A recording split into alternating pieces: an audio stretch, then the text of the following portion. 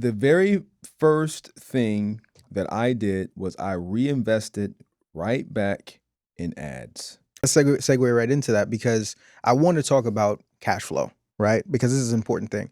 I think this is an important conversation because the more I listen to people speak in the lending space, it almost gets framed as though credit is the win. When in actuality, No, and you talked about this off camera, it's the vehicle to get you to the win, right? correct. But I think some people get it misconstrued, and you have a lot of entrepreneurs that are new to the space. They get that first big approval, they slap it on their Instagram story, and it's just like, oh my gosh, I made it. But one, that money isn't yours, and you're supposed to Mhm, use it as a tool to mhm, actually make money that is yours in your business. correct.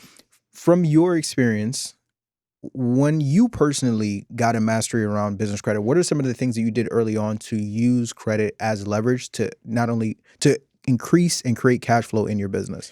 All right.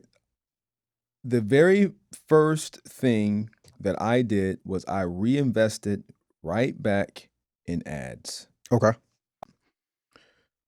Yeah, the first thing I did was I invest in ads Yeah. and I also invest in a product. And what I mean by a product, I started to take what I was already doing and figure out how can I make that better.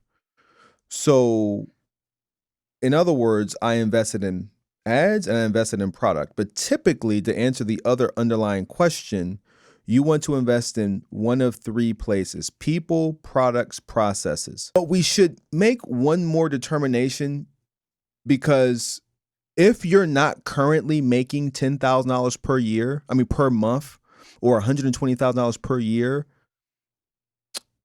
and let me be clear, as an entrepreneur, then you need to invest in your skill set.